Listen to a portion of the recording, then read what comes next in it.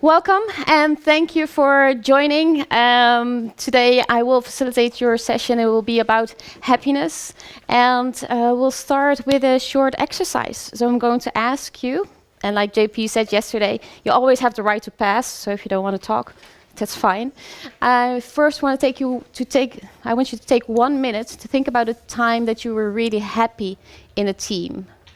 So first, think for yourself individually. Think about a time that you were really happy in a team. What caused that happiness? For yourself individually, so in silence. Give you 1 minute to think.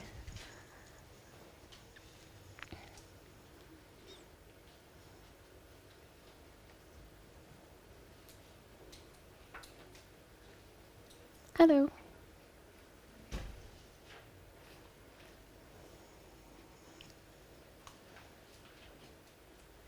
We're just in our first minute of thinking about a happy time in the team, so for the people who joined.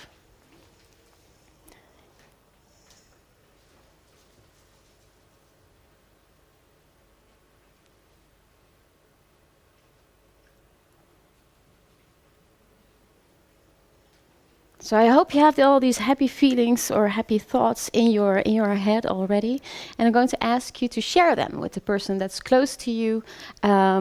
See if you can find similarities, or maybe you have things that you encounter the same happiness or the same causes of that happiness.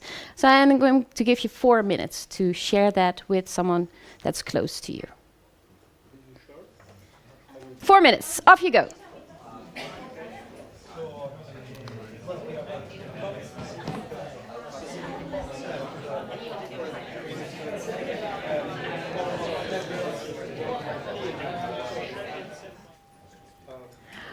Okay, great. I already hear some happiness flowing in the room, so that's good. You can write stuff down on the cards that were on your seat. They're yours to keep. You can also keep the Sharpie, so you can take it. During the presentation, you might want to write some stuff down, so you can use the other side of the card for that. Next thing. You might be wondering who I am. Well, I'm not a neuroscientist or a psychologist. I do like to take things into account that could help my teams or to help my trainings to become better. So that's why I also dive in different topics like this. And this talk is actually a result of one of the other talks that I did about oxytocin and building trust. So diving deeper into certain topics that could increase or make my trainings better and help me better with my teams. So we are only scratching the surface today of neuroscience, but I hope it inspires you enough to also dive deeper into it. So that's for me. Question to you is anyone measuring things like this, like mental health checks or developer experience or DevX if you want to be hip, or employer satisfaction? Yeah. So in a lot of organizations, these are things that are measured, and that's great because you get an average happiness per team. I don't know how much that says, but or you get like these watermelon reports where it's green from the outside, red from the inside. You know these reports. But measuring does make things transparent, right? And if you make things transparent, then you can do something about it. And one of the things that you could do is to dive a little bit deeper into how your human brain works and what you could do to create more happiness. And that's what we'll do today. And I hope it inspires you a little bit to think about how can I increase my happiness. And we'll talk about these four happy chemicals. So they're also on your card: dopamine, oxytocin, serotonin, and endorphin. And we're trying to find ways to create more happiness within the team. And before we go into that, it's interesting to see how your brain works.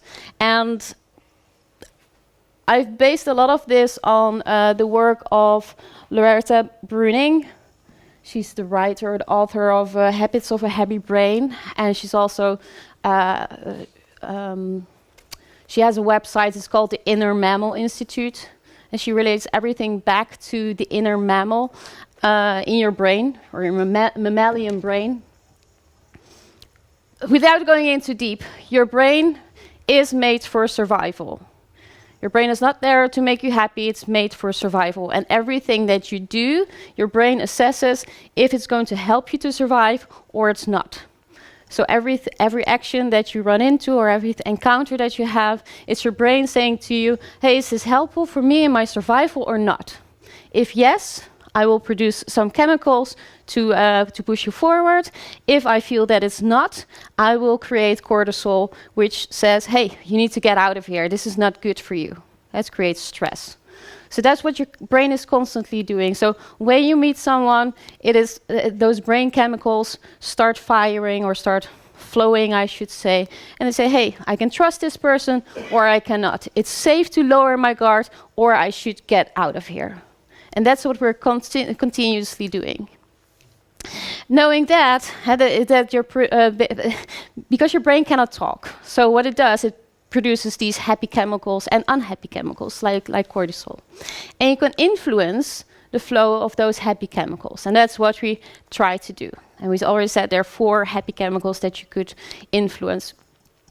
Also interesting to know is that the connections in your brains, and try to keep it simple, the connections that are made in your brain, they come from past experiences. And those are different for everyone. So if you have had a past experience where you might have run into someone you didn't like, or who treated you wrong, that's stored in your brain. So your brain says, okay, I'm going to store it in my brain, and next time I meet someone like that, I will be aware or I will be alert to watch out for these signals. So everything in your brain is based upon past experience. You start with an empty brain, with no pathways, with no connections. And you start very unhappy. And the thing is, if you would, and the reason is, you are born unhappy, and you learn that when you cry, you will be fed, and that is something, a connection that is built into your brain. Yes, and you build a lot of those connections, the most until you are age 8, and a lot of those connections are built in puberty. So that's where you do the most learning. That's when your brain is optimized to learn. That is as deep as we go into brain science or neuroscience. And of course, it's like a really big topic, but I try to only scratch the surface. We're diving into the 4 chemicals, also looking at time. The first one is dopamine. And the dopamine you could see as your internal cheerleader. It is the reward chemical. It says we have a goal, you can reach it, and afterwards, when the idea that you get a reward for it, that stimulates dopamine. So if you think about that in agile context or any context, or maybe in a Scrum context, you could see the product goals and the sprint goals, and maybe even have a daily goal. They increase the flow, or they increase the creation of dopamine. So setting goals, setting rewards will help you to let dopamine flow. And when you reach the goal, the dopamine drops because you want to save it for a next time. And so continuously having goals will give you that continuous craving, or the continuous dopamine reward.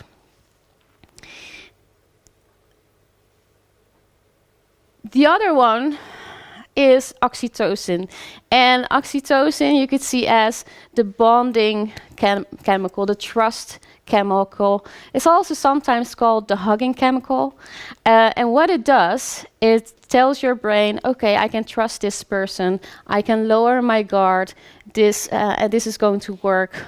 This person is nice to me. And in your team, you want to increase oxytocin, or you want to increase the flow of oxytocin by getting to know each other. And the more you get to know each other, the better you know if you can rely on someone. If someone has your back all the time, you know that you can trust them. So oxytocin will be released.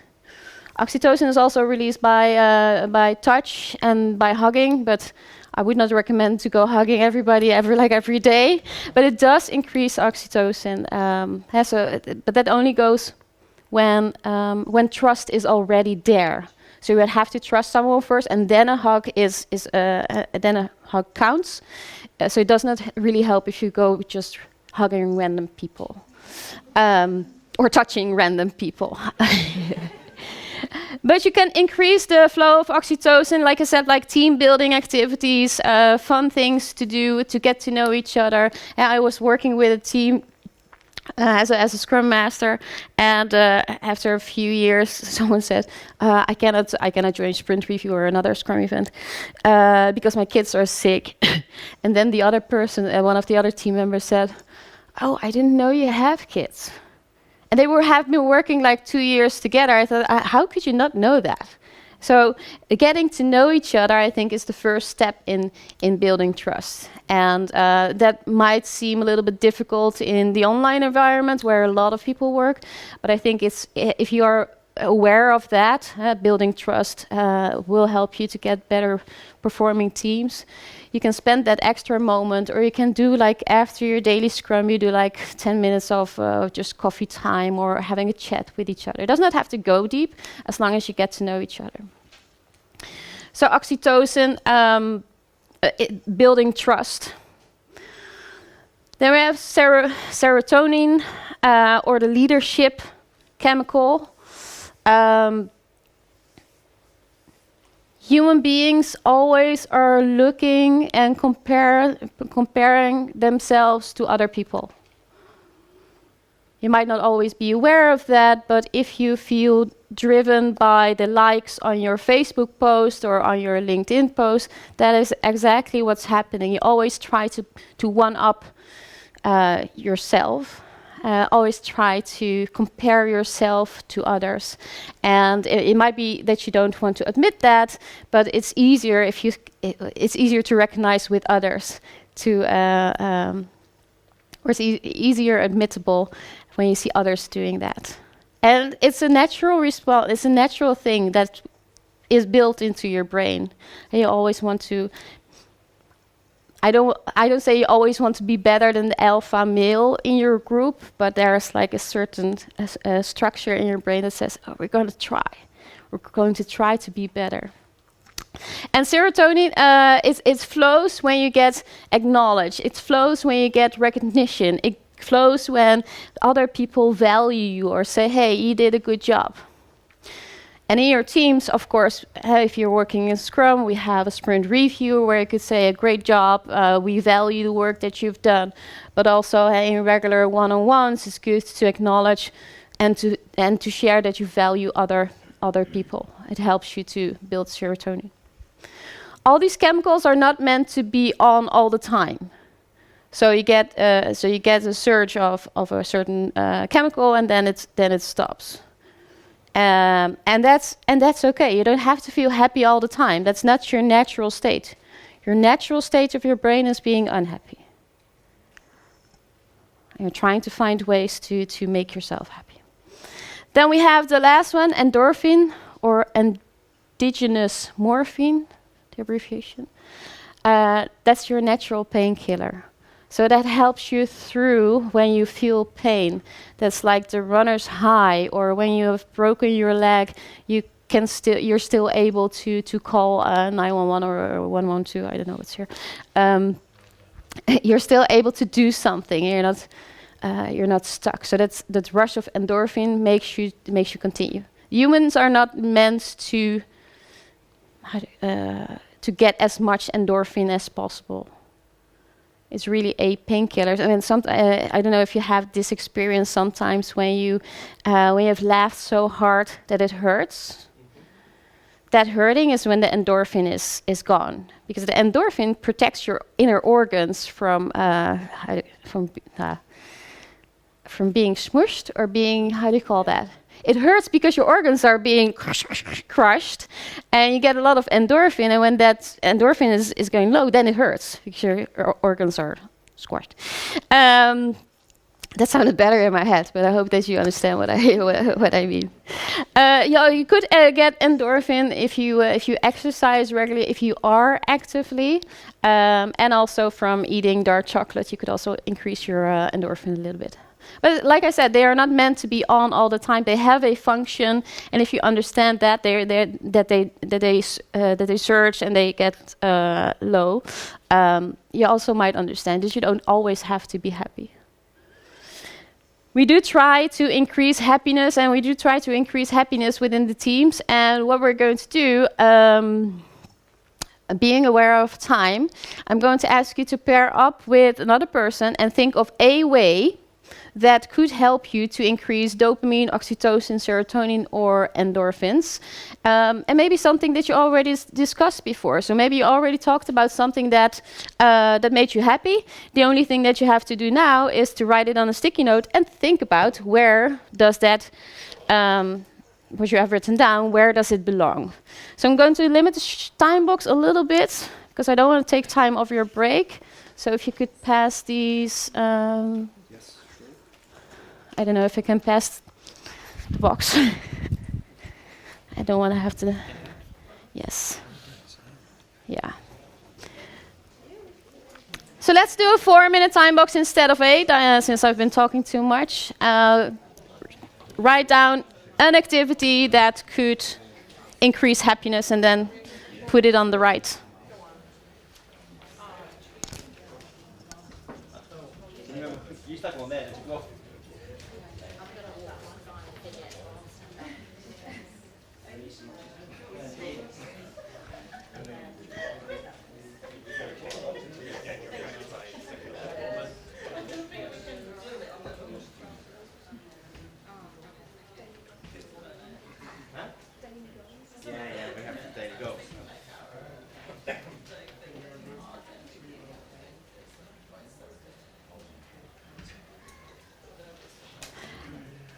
Okay, great.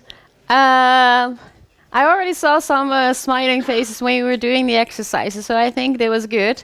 I will make pictures of those and add them to the presentation, and I will share them afterwards. If we would have more time, we would do a gallery walk, but since I've talked too much, I can't. So it makes this a little bit difficult, but maybe you've heard from your conversation with the other persons one thing that you would like to try, then there's space on the other side to write that down, or maybe you want to go through that list of activities to afterwards and write something down. I'll leave that up to you. You can take the Sharpie. So.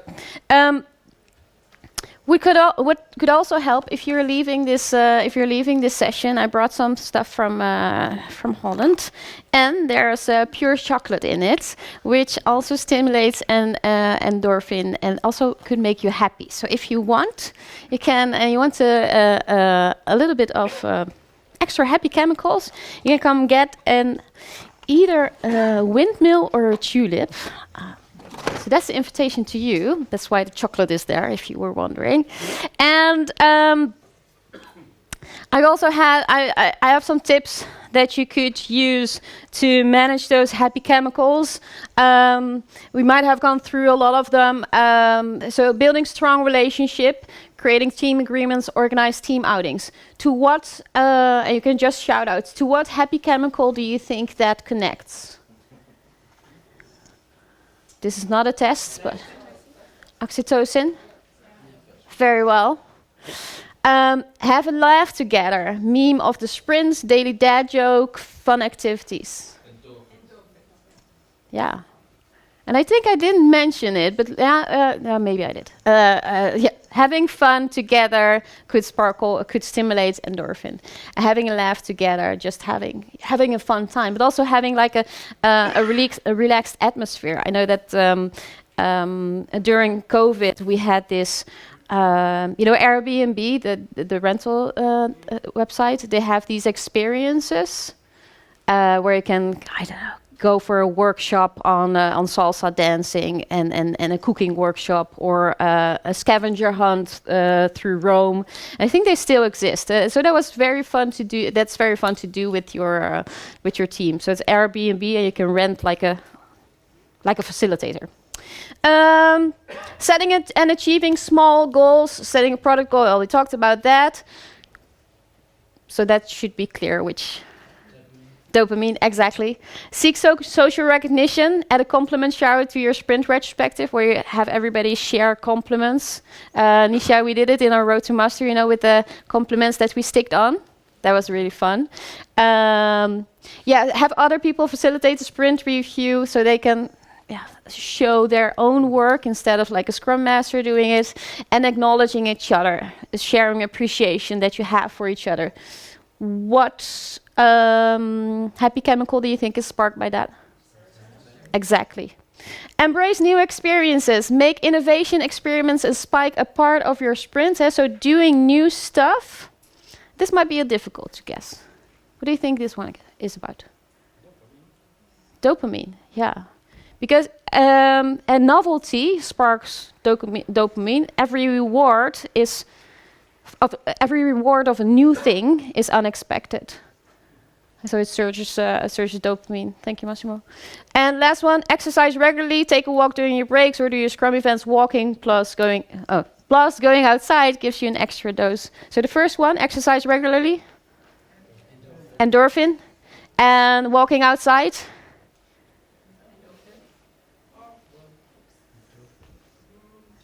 Serotonin. Yeah. So going outside, going into nature, enjoying the calmness of nature sparkles serotonin. We didn't talk about that. I must have forgot. So you can connect all these things back to the 4 happy chemicals, and that was my goal. I hope I've inspired you enough to dive deeper into that.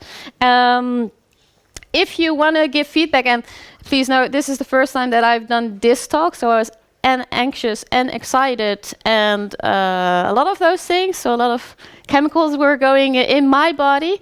If you want to give feedback, you can scan this QR code and I will select one of the people that leave feedback, and you can win the Scrum Master Playbook that I've written together with Stuart Nyland. And of course, we have the cards if you want to leave feedback for the conference. So if they're all green, I can come back next year and probably, no influencing at all. Maybe I should start with chocolate first and then feedback, or maybe that's the other way around. That's it for today. I will share the presentation in the digital goodie bag. I will make pictures of that. And I want to thank you very much for sharing these 30 minutes with me. Thank you.